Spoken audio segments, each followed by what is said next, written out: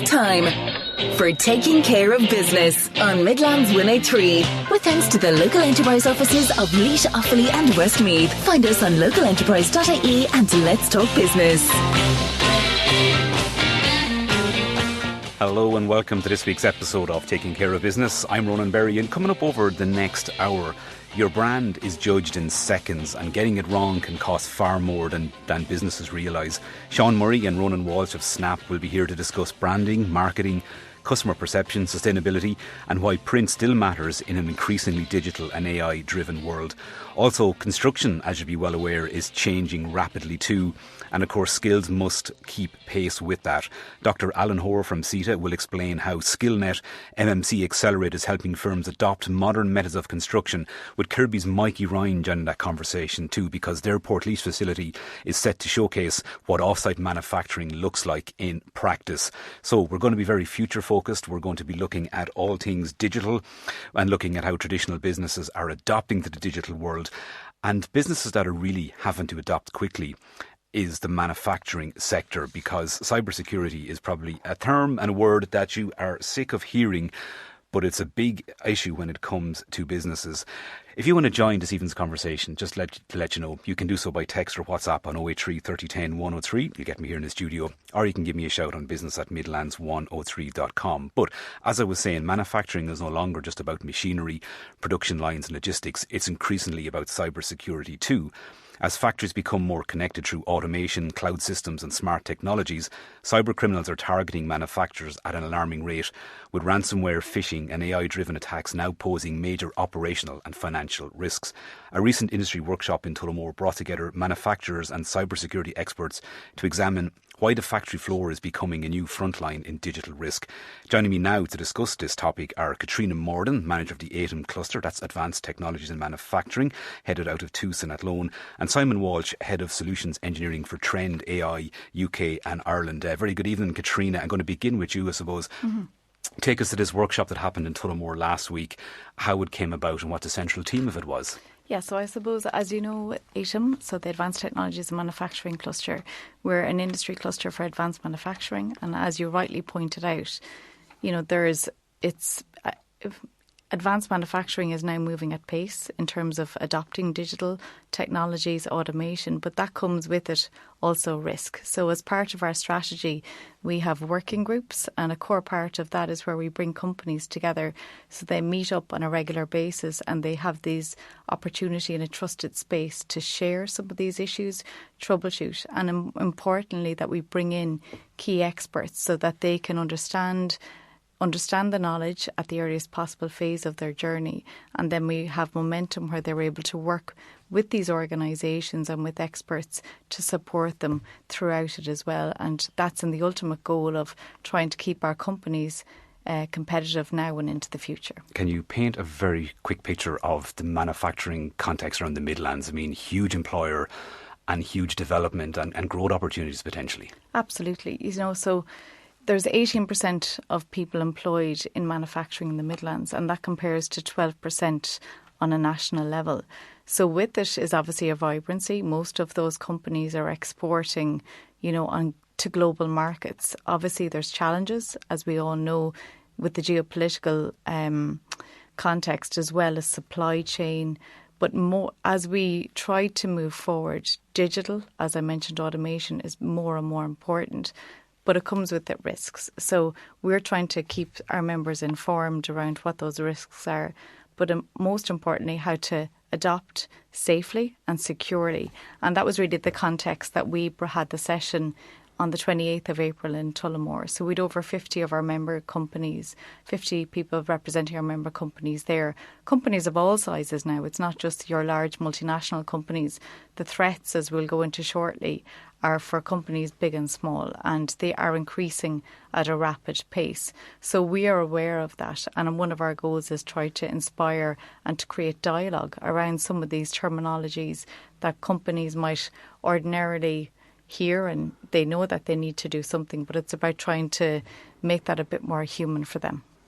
I've often heard people in the cluster speak about how being members and that kind of collaboration or co-opetition, I think you once coined it, how once people operated behind closed doors, they've opened their doors now to people in similar sectors, even people they might have called competitors. Is that kind of open door policy then, is the opening up of IT systems, maybe for quality control records, for whatever, is that one of the areas that's potentially presenting risks to companies now? Because you've obviously identified this through your work in the cluster. I think, it's like anything. You're as exposed maybe as, there's a drive. Everyone is using the likes of ChatGPT or Copilot, for example. It's what are the starting points there? What can I let my employees do? Because you're as open maybe as, the weakest link potentially in your organisation. But even when you go to manufacturing, it's not just about the people. It's also about maybe your legacy machinery, of which there is, it's vastly expensive to change and upgrade all of your equipment on a factory floor as well. Talk to me about it. I remember not that long ago I was working in a place and you had to download the batch records on a floppy disk. I mean, it was so antiquated and outdated, but the cost of changing it was huge. So we begin to see where those vulnerabilities are. I'm going to bring Simon Walsh into the conversation now. Simon, why has manufacturing become such a target for cyber criminals globally? Yeah, it's something we've seen over the last few years. For many years, the financial sector was typically the kind of prime target. But we've seen that change maybe over the past 2 or 3 years, where if you look not even in Ireland, but just globally, manufacturing is, from an attacker perspective, number one. And the reasons for that, the stakes are uniquely high, right? So production downtime can absolutely not be tolerated on a factory floor. Safety is also a key issue.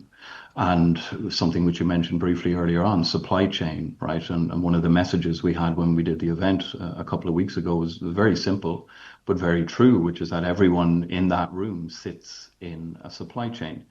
So if you add all of those factors up together, you have to look at it. I mean, the attackers are running their own businesses, right? So they're going after the targets which are most likely to do what they want them to do, i.e. pay a ransom, for example. So those are the kind of key reasons we've seen that change over the past few years. And are companies, maybe if they are compromised like that or breached, and if it is things like production data or getting machines back running, does that then make companies maybe more likely to actually pay in these ransom demands just to get their data back in the first place and continue operations? We see it happen. I mean, the best practice advice throughout the industry, and this is not manufacturing specific across all verticals, is not to pay the ransom. The reasons for that are clear. If you pay the ransom, you are basically funding the business who are out to get you, right? If you pay the ransom, you're literally putting your hand up and saying, hey, come after us, and we'll do so.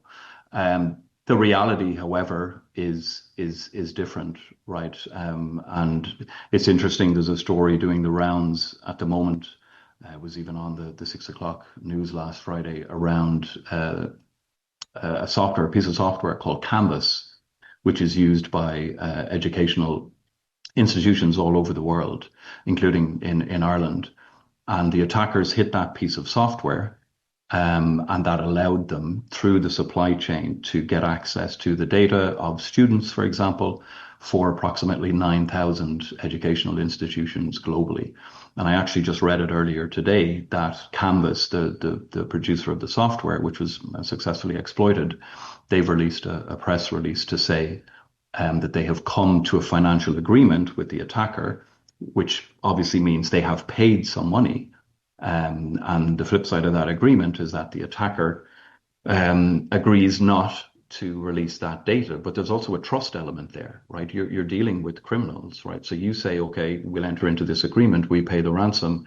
You agree not to release the data. How do you know that's going to happen? How do you know they're not going to do it? They may not release the data they've managed to steal, but they could pass it on to someone else, right? It's, I mentioned the attackers are running businesses. They also have their own supply chains as well. So what we see a lot of is what are called initial access brokers. So if I'm an attacker, I will go about getting initial access into, let's say, a factory, and that's it. That's my part of the job done. I then pass that initial access for a fee onto the next person in that attack supply chain, and it goes from there. So not the best practice, but we do see it happen. One of the phrases I think that was used during the workshop was that one of the most striking messages that appeared that it was that AI didn't invent these threats, it just industrialized them. Quite a worrying concept maybe for anyone listening, that, you know, if someone is able to, as you say, create a business from it, but to really industrialize those threats and do it on a large scale. Is that really the reality of what we're facing out there as business owners? I think it is. Unfortunately, look, this is the world we have built for ourselves, and that we are forced to live in. And you're right. Cyber attacks have been around for decades, of course, but what we're seeing now is that accelerate. So you're talking about automation, you're talking about scale, you're talking about, in the past, if you wanted to launch a very sophisticated attack, you'd be typically looking perhaps at like a nation state attacker, right? So you take, for example, the attack against Stryker a few weeks ago. So you had 4,000 or 5,000 people in Cork who couldn't go to work for about a week. That was geopolitically motivated, right, by a group associated with Iran. They were basically attacking the US medical supply chain by going after Stryker.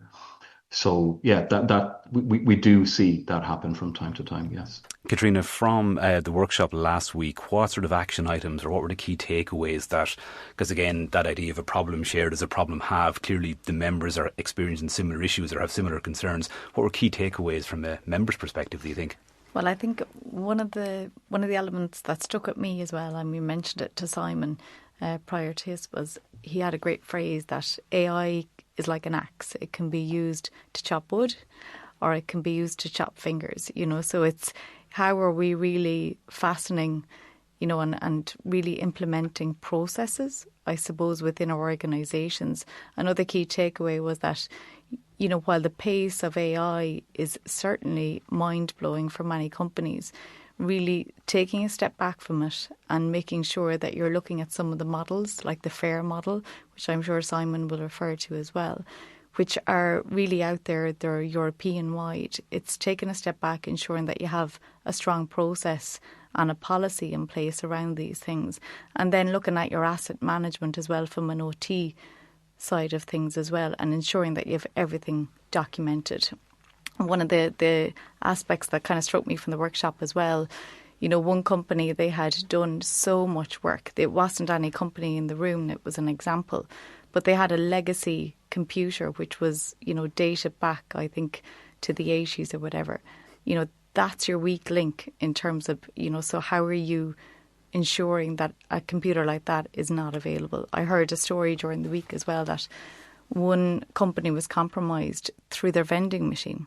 You know, so they had a food vending machine on site and they were compromised through that as well. I had somebody who was very proudly telling me that their, I think, 11-year-old daughter had hacked their siblings into their siblings' tablet through the camera. So if the 10 and 5-year-olds are doing it, who knows what cyber criminals are doing. But Simon, I guess Caitríona's given us some kind of key takeaways there. For a business owner or somebody in that sector that's listening, like, what's a practical starting point? Because you get a sense the scale of maybe the threat is so big, it might just be easier to, as they say, bury the head in the sand on this one.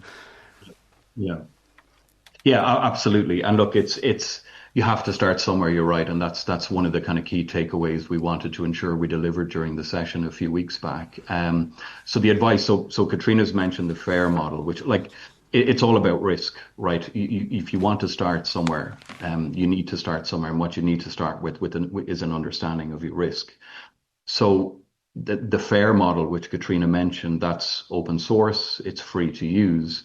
So one of the pieces of advice we gave was to do one tabletop exercise. What do I mean by that?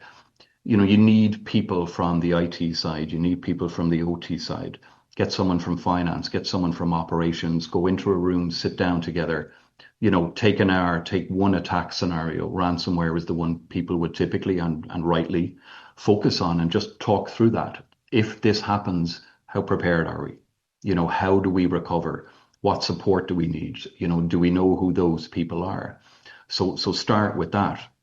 Another key thing, like, and if you look at how attackers typically get into organizations, it's typically one of two things.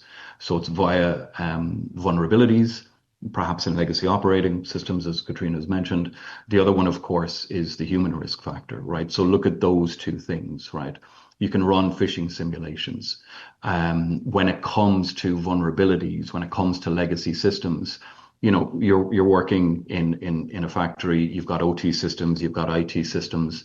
As you pointed out, Ronan, that could be daunting to look at all those. So where do you start? Start with whatever is internet facing, right?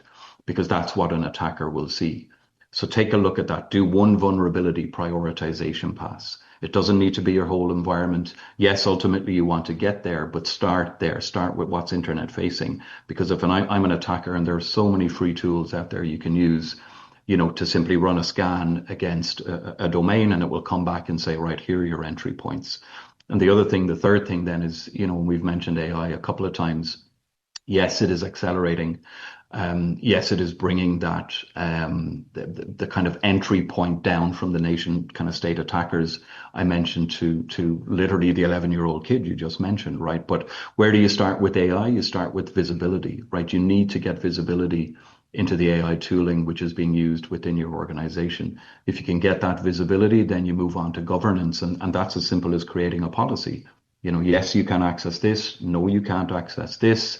Do not enter any confidential data, be that data belonging to the organization, to the employees, to your customers, to your supply chain. You need to make that very clear to the people, to your employees, that is not acceptable. So you work from that visibility through governance, and then ultimately into control, where you can put the technology in place to make sure that governance, that policy is actually implemented successfully. I suppose it's about investigating that if there is a gap between operational technology and IT security, that we can fill those gaps. Simon, thank you so much for that this evening. I think there's plenty of food for thought for listeners on that one. And Caitríona, sounds like an extremely important and useful workshop. We're going to do a follow-up on this as well to kind of take it to like the actions and what companies started doing as well. Give us a taster of what we might discuss on the show next week. So we're going to have Tim Wadey as well from Logicalis. So they're working, another one of our experts, members of the cluster as well, and Rob Nolan from CJ Sheeran, who kind of going to bring us through some of the practical things that they have set up in place. And obviously, we've so many members, around 20 within our working group as well. So our goal is to continue to work with Trend Micro, Trend AI and Logicalis, and support the companies kind of gain momentum. So how to run a tabletop exercise, for example. I think another piece was, does everyone have a crisis word that is anonymous? So sometimes it's the low-tech solutions that we also need to be aware of as well. So we're looking forward to kind of building kind of a roadmap and a programme of work with those companies in the working group as well over the next period of time. Fantastic, and a great example of what collaboration across an industry does as well. You said there's not a business that isn't or won't be affected. I think nearly 55% of businesses have experienced a cyber attack in the last year alone. Caitríona Mordan, thank you so much as always, and we'll speak to you again next week.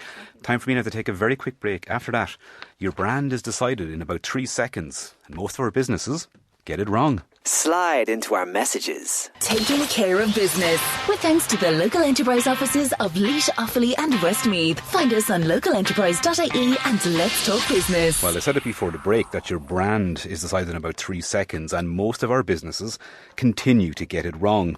Whether it's a shop front, packaging, signage, social media or printed materials, your brand is often making an impression long before the customer even speaks to you. And in a world increasingly shaped by AI, we just heard about the role it is playing in cyber attacks and manufacturing before the break, in automation and digital marketing, businesses are under more pressure than ever to stand out while remaining authentic, consistent and memorable. Well, joining me now to talk all about branding and the role that print materials play in that, particularly in that modern world driven by AI, I'm delighted to be joined by Sean Murray, CEO of Snap, and Ronan Walsh, manager of Snap Midlands, to discuss all those aforementioned items. Good evening, gentlemen. Welcome to Taking Care of Business. Evening, Ronan. Good evening, Ronan. Sean, I think many people will be familiar with the Snap brand anyway, but you've been busy around the Midlands area, particularly last year, a couple of acquisitions and expanding your footprint. Just give us a snapshot of what's happening in the Midlands for you. Can do, yeah. Well, Snap is in Ireland 40 plus years, and the brand has sizably evolved over that time. I'm only reasonably new to it compared to some. I'm in it coming on my 9th year. And in those 9 years, we've been able to expand the brand through organic growth, but also acquiring companies. And last year we expanded into Athlone, into Monksland. I'm originally from the Midlands myself, a place called Lanesborough, which is not too far away. And so it was a nice goal to achieve, having a team here now in the Midlands, where there's so much opportunity and so much expansion as well for companies. That growth by acquisition, was that always part of Snap's strategy? Because I'm thinking of an industry that 10 years ago, like a lot of places, people said, nobody will be printing that in 10 years' time. So was that always on your trajectory? I suppose the typical application of the word print is to paper, when in reality print for us means far much more in what it does and the different mediums you can print onto. Most companies grow organically, but the quickest way to grow is if you acquire businesses and then you're able to incorporate them or integrate them in a good consolidated way where you get good synergies. We've actually done that a number of times in the last few years and it's worked very well. The industry is growing, but there's also the progression whereby people who've entered it 30, 40 years ago are looking to exit or retire. So the two are kind of meeting somewhat and that kind of feeds into what we want to do, which is to grow. What was it first attracted you to this industry, and I guess how has it changed in your time in it, and particularly over the first 9 years with Snap? I think for most people in their career, you reach some level of a crossroads, as I did 9 odd years ago, and I really wanted to try something different. Wasn't quite sure what it would be. I always had an inkling in me to want to own a business or be part of a business, and that transpired with Snap in 2017, 2018. I think what drew me to it initially was the span of the business in Ireland. It obviously originated out of Australia, but we are based across 18 different territories in Ireland, and then getting to meet the team, which was a compelling thing for me, was probably the single most thing that attracted me into it because of the level of expertise. So I think it was a multitude of different things, but also the opportunity, I suppose, to dip my toe in being a business owner. And I have to say it's probably one of the most enjoyable roles that I've had yet. Ronan, I suppose, give us a sense of, Snap around the Midlands too, and what makes you stand out in a competitive marketplace? Yeah, it sure is a competitive marketplace, but I suppose where we look to put ourselves forefront is in the way we interact with our customers. So we do try to take that personal approach with them. We do try to really get to know them and build that strong relationship with our customers. So that kind of comes a lot with kind of getting face to face with them. We kind of take on a consultative selling approach, so we see what's best for them, best to grow their brand. I often tell our team that I often feel like we're custodians of our customers' brands, so our job is to make them look good, and in everything we do as well with it. So, and it is that, like Sean touched on, we have quite a broad variety of products and services we offer, and so that's what I find one of the most rewarding things of what we do as well, is you get really invested in the customer's brand and really get to know and kind of build that long-term relationship with them. I'm sure that brings about plenty of potential arguments, because a customer might think, this is my logo, this is what I want, and you have to really, as you say, like, take ownership without losing business too. Like, is that a challenge, or is that actually one of the thrills of their job? It's a bit A and a bit of B. It's certainly a challenge, but I think it's one part that I thoroughly enjoy with it, and is giving, I suppose, my bit of experience and knowledge into it as well. And like, I suppose we're all acutely aware of the challenges small businesses and business of all shapes and sizes are facing with the cost of doing business at the moment. But I know you mentioned in your introduction there as well, I think the importance of brand and how it's judged so quickly, and especially in this world where it's, everyone's competing for that small bit of airspace with it as well, and competing for attention in a crowded marketplace, that the importance then of building a cohesive brand, building that kind of really strong customer perception, I think is critical. Have things like artificial intelligence tools and design tools, have they just added to a sense of speed? Are people just looking for stuff faster and quicker now? Or is that something that's also making companies maybe make mistakes and maybe missteps when it comes to their branding and promotional material? Yeah, I think it led to a bit of inconsistency. AI is here; it's going nowhere. It's only going to get more embedded in all businesses. But AI can often look fantastic on screen, but not scalable for signage or clothing or branded promotional products as well. And I think the importance of getting your brand right early, I think, is absolutely critical for businesses. And it's something businesses kind of can look over at times with the cost of everything else as well. But I feel if branding is done right once at the start, the business then has the tools, the little kit, the kind of the foundation to really grow and develop. I'm just wondering how many times a week you have to ask, have you got that in vector format or something? Because that's usually the first barrier for some people. They realise they've done this work and no, it doesn't convert, and that can be a challenge. Yeah, exactly. And I think then that's where I suppose we feel like our personal touch comes in, that if someone comes in and we know it's not going to be right, we'll pick up the phone, we'll talk to the customer, explain it, explain the terminology, explain what's, why we're looking for it in such a format. And then I think that builds that trust and kind of credibility as well. And are there like copyright issues then too around fonts or things like that, if people are maybe self-designing and not getting it done through like an approved or a licensed person or licensed business like yourselves? Yeah, there can be. It's not something we come up that often with, because I suppose getting to take a look at a lot of the fonts are kind of open source nowadays, but there again it's the scalability of it. So if people are designing it on AI for social media or something like that as well, it mightn't be constructed or designed in such a way that allows them to scale for a sign outside their building or on their cars or on clothing or promotional products or whatever it might be. Sean, does AI play a role in the business from an operations perspective? For us, as Ronan mentioned, it's getting embedded in a lot of companies. For us, we're embracing it. We're embracing it where it can help us with our own direct marketing, but also what we can do for other companies. There are ways you can now today automate your systems by way of how you engage with customers via their contact, whether that be by email or phone. We have not gone there yet on that one. We are looking and have acquired a piece of equipment recently whereby we're going to use AI and automation to personalise products for clients, and that's quite compelling. So for us, we see AI complementing what we do.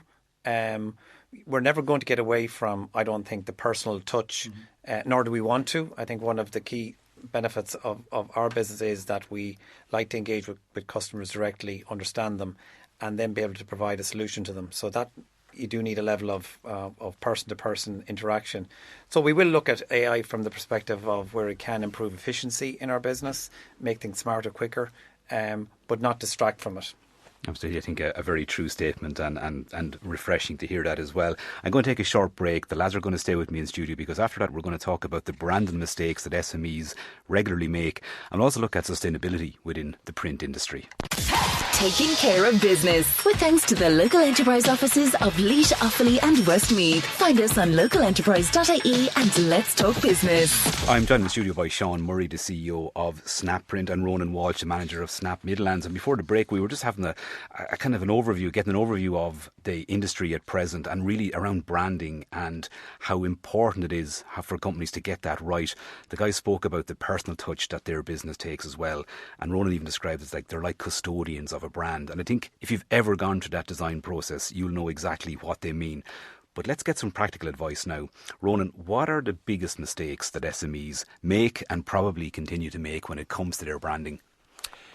Yeah, I think probably inconsistency is a key thing. And I know we touched on kind of fonts and stuff there as well, but I think it can be a common mistake with it as well. And I suppose where the pitfall that can lead to then is, I suppose, it can weaken recognition and trust. Like if we look at branding, what it is and what it should be is about, building that recognition, showing kind of consistent brand recall, give that professional perception as well. And I think when branding is done right and it feels unified, I think businesses appear more established and credible with it as well.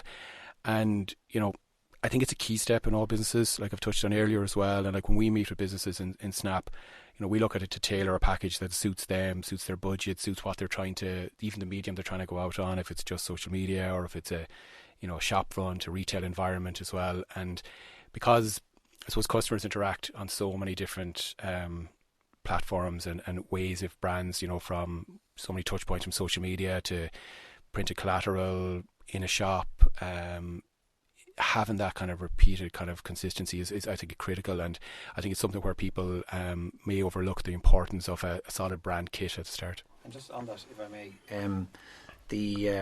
one of the things that sometimes can be deprioritised in a company is their spend in relation to their brand or their marketing efforts, and in reality it's the bloodline of a business. Most companies today want to have longevity, want to sustain, and if they're in the business of having a profit, then they need to drive at a certain level. And making that investment in your brand and prioritising it versus the other does prove fruitful. And we've seen that. Yeah, Our business is guilty of being reactive when it comes to branded materials rather than proactive and maybe setting a marketing plan at the start of each year or whatever at a set point and actually getting materials, be it digital or be it physical, at the right times. Are they often in a rush to get stuff and then maybe losing some of the... Yeah, I think when, I suppose, those kind of reactive decisions are made, I think it can lead to, I suppose, fragmented kind of communications or a fragmented look on the business as well. And I think if businesses start or have, and it might even be just part of a marketing plan, I think it's more even just the actual brand that they develop. I think that if that brand has a clear direction of where they want to go to, both online and offline, and I think it makes that kind of very cohesive with them as well. And, like we touched on AI as well, and I think that importance of the cohesive and trust is even more and more important now. And I think just the strong brand, it just builds that credibility. Yeah, no Zs appearing in words instead of yeah, S's yeah, and yeah, that yeah, type of thing. yeah. And it's happening out there. Yeah, true. A pet hate at the minute is those AI generated flyers that all, look, they're just loaded with clutter. Anyway, enough said. Because when it comes to things like sustainability, obviously, in an industry like yours, Sean, how does that impact on your own operations? And I suppose, how does it also impact on what customers are now looking for too? Because I'm sure, things like inks and that, there's probably a lot of scrutiny coming on those. Yeah. No, look, we have a very clear sustainability plan in our business.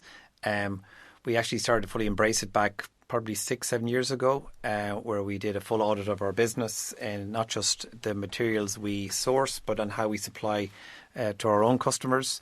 We're also very mindful that the vast majority of customers we speak to today have a sustainability plan themselves and protocols that have to be followed.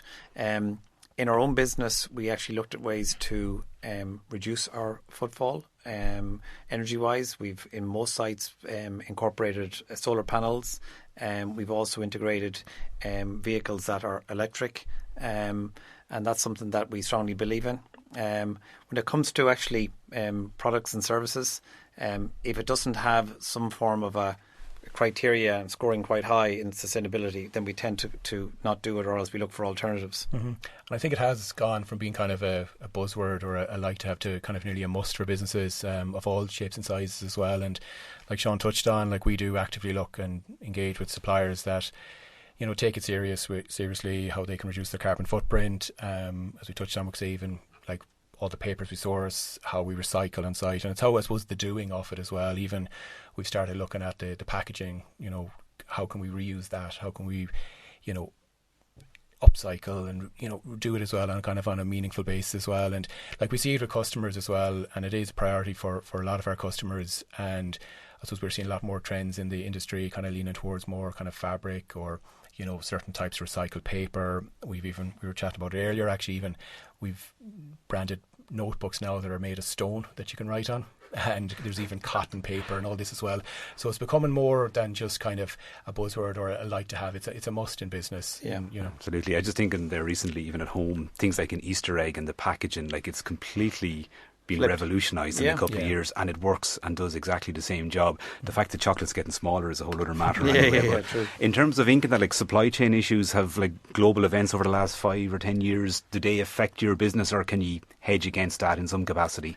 Listen, it's an impact on all businesses, and I suppose we look at we in some of the sites we've invested heavily in solar panels, and thankfully that's paid off when the cost of energy is increasing as well. In terms of our supply chain, we're lucky, we work with great suppliers right across the country and across Europe, and a lot of them take, I suppose, like sustainability seriously. A lot of them have good lockdown supply chains as well, so we haven't seen a huge impact on it. We never know what's around the corner again with the way the world is going at the moment as well, but thankfully it hasn't had a huge impact.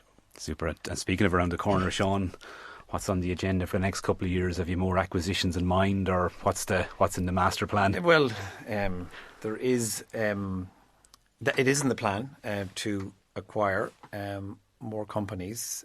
We actually have one that's currently pending. It's fairly imminent, and again, it has to be, I suppose, right with regards to what is acquired. It has to be right with regards to the team that's in place, the structure of it, the location of it. We look at a number of different factors. I have to say it's an enjoyable part of the business, is meeting new people who have their own ambitions at their time in life, and there's a meeting of minds where you reach agreement on something. So yeah, it's going to be on the agenda for another while anyway. It's definitely something that has come out in the show over the last couple of years. I think Irish businesses are now more open to those conversations as well. And if it is a stage of life, or someone's got to that stage of their career where they want to move on, I think we've got a lot better at having those conversations and seeing the mutual benefits in it. No, definitely, 100%, yeah. And it's all looking good anyway. Guys, thanks so much for coming over. It's a fantastic story and lovely to get a little insight into it. Snap.ie, am I right in that? Yep. And a big shout out to Tegan as well for putting all this together. Thanks for having us. Not at all, that's a pleasure. We'll talk to you again soon. Take care. Cheers. That's Bye-bye. Sean Murray there, and from the CEO of Snap as well. And look, again, I say, if you want to get in touch with the guys there, you can find them on snap.ie, and maybe just check your own brand and have you got it right? If not, maybe you know who to call as well. Now, time for a quick break. After that, we're going to find out about modern methods of construction. There's a new Skillnet set up to really help upskill the staff that we'll need to hopefully deliver on all these construction infrastructural projects we need. But a major manufacturing facility in Portlaoise will open its doors as well shortly to show you exactly what's happening behind the scenes when it comes to modern methods of construction. Taking care of business with thanks to the local enterprise offices of Laois, Offaly and Westmeath. Find us on localenterprise.ie and let's talk business. Well, fascinating insights there into snap.ie as well. And the print industry, as I say, an industry that we all felt maybe was going to disappear many, many years ago, but is going strong and a key part of branding. An industry that we know is undergoing a huge revolution, and particularly in terms of how we upskill people and how methods for building are used, is the construction industry, because modern methods of construction, or MMC, are increasingly seen as being part of the answer to our housing, skills and infrastructure challenges. Ahead of a Skillnet MMC Accelerate event at Kirby Group Engineering's offsite manufacturing facility in Portlaoise, Dr Alan Hore of CETA and Mikey Ryan of Kirby join me now to explain what MMC mean in practice, why upskilling matters, and how the Midlands is playing a role in the future of construction. Good evening, Alan. Well, good evening, Ronan. Thank you for the invitation. Not at all. A pleasure to have you back. Alan, in as quickly time as possible, can you give people an overview of what Skillnet MMC Accelerate is trying to achieve? Well, it's a national initiative in construction funded by Skillnet Ireland, I suppose, to help the construction industry to prepare for the future of construction through the increased adoption of MMC. And of course, MMC is any innovation off-site manufacturing assembly technique that wouldn't traditionally be associated with construction. But at its very core is skills, workforce development, and helping the industry to adapt to changing technologies and new ways of working. What's the primary challenge then? Is it technology, skills, awareness of these systems, or is it just good old-fashioned culture change?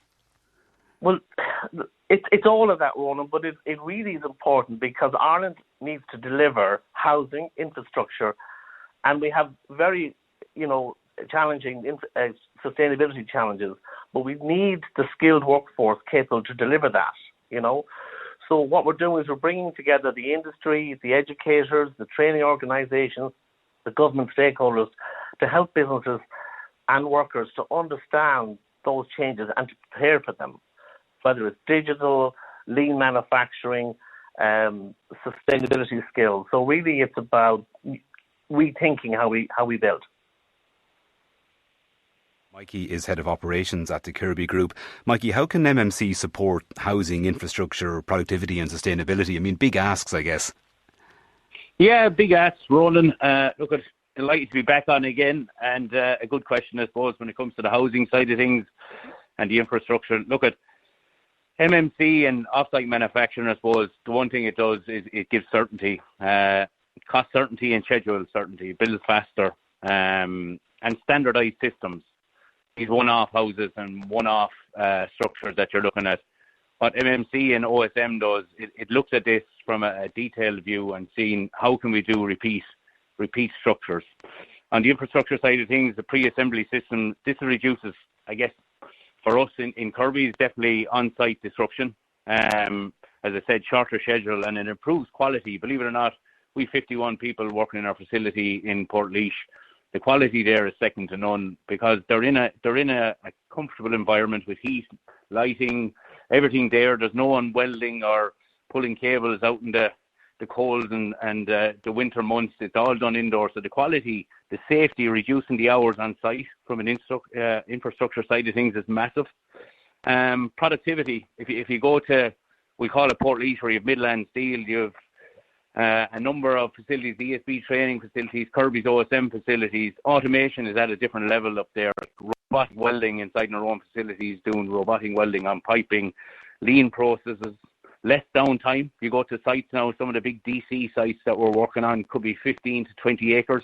That's a long walk to go get a piece of material to walk back along. So the likes of modern methods of construction and OSM, I suppose everything is at your fingertips in our facility, that it reduces all these productivity downtimes. You have no weather delays. You're digitally designed, your BIM integration, which is all your coordination. When it comes, it's right. It's all done by cloud scanner. Everything is built once, it fits. There's no stick built on site. And I suppose the big thing you mentioned there, Ronan, is sustainability. Again, reducing material waste. You go to any of these off-site manufacturing facilities, there's very little waste. Everything is used. If there's a cut off of 300-400 mil long, it's stored into the next piece that you use. It doesn't get into the skip, into anything like that. Absolutely, and I've seen inside Midlands Steel's factory, and the wastage is phenomenal in terms of how it's pretty much non-existent, like it's in comparison to what would happen on a traditional site. Alan, the good news is people may get an opportunity to look in behind the scenes here and see this fantastic facility that Mikey's talking about. What can people who attend expect from the visit? Well, what's really kind of positive about Thursday's event is the diversity of the people attending.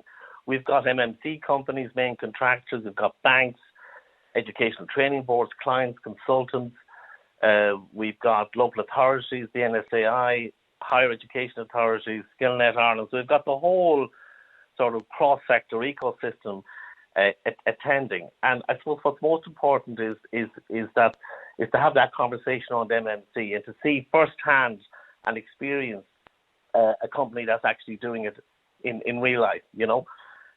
So we've still got availability for people to register. They can register on our platform, www.Skillnet MMC Accelerate. So it's really all about workforce development, regional skills, economic growth, education. So we're also delighted that Dexcom, one of the major clients for Kirby, will be presenting at the event as well. So we're going to hear it from a client who's demanding this new level of sophistication in delivering infrastructure. Mike, you've touched on the positive aspects of a facility like this off-site manufacturing facility too. It clearly in turn, helps upskill people. It creates plenty of job opportunities too. Is it also a way of attracting people into an industry that for too long has been crying out to get people into what still can present really strong, viable, long-term careers? Yeah, look, we're fortunate enough, Ronan, to have over 2,000 staff employees in Kirby's, and a lot of them, including myself, have come up through the trades as an apprentice, as an electrician, and worked their ways up. So we have a fantastic training facility in Portlaoise that we use. So all our apprentices come through that. They get to work hands-on on the floor in the off-site manufacturing facility. All the first years come for a week. We do full training with them. But it's amazing. Like we have a range of apprentices, fitters, electricians from all around the Midlands.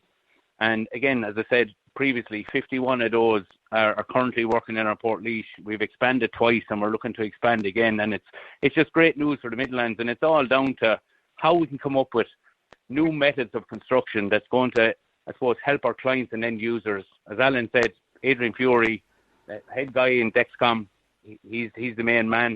He's there on Thursday to give a talk on how we helped on the construction of the Dexcom facility in Athenry with John Paul Construction. Absolutely, and a fabulous looking one if you ever pass on the motorway as well. And really, I guess it must be so encouraging too. It's good to have people who are entering an industry working on off-site stuff, and you're not even changing their culture. It's just what they become, what they're native to as well. Alan, from your own perspective, it must be great to see things advancing to this stage after many years of lobbying and pressurising people to adopt these methods and move forward. Absolutely. I think we were with you, was it November 24th? We were with Midlands Steel. Since then, we've launched the platform. We've got 14,000 users. We've run, I think this week is our 14th event. So the conversation around skills, training and career opportunities is really what we do.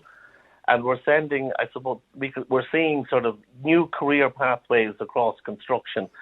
Jobs like, robotics or supply chain logistics, lean manufacturing. These are not things that were traditionally associated with construction, but also digital BIM, off-site manufacturing and automation. These are all the new roles, the new jobs in construction, creating, I suppose, a beacon for younger people, females, to enter the industry, providing a more attractive sector, more innovative, more technology-focused than many people would traditionally associate with construction. Absolutely, and hopefully we see the end product of that really delivering now in the very near future as well, in terms of all those infrastructure and housing projects. Mikey and Alan, thank you so much as always. The very best luck at that event Thursday, and we'll catch up with you again soon. Thanks, Ronan. Delighted to be with Not at all. So there you go. There's a little snapshot into what's happening in Portlaoise on Thursday morning, and also what's happening in Kirby's fantastic off-site manufacturing facility. Hopefully you found this evening's show useful. We'll be back again to do it all next Tuesday from 7. Joe's here next with Country Roads. Talk to you all soon. Taking care.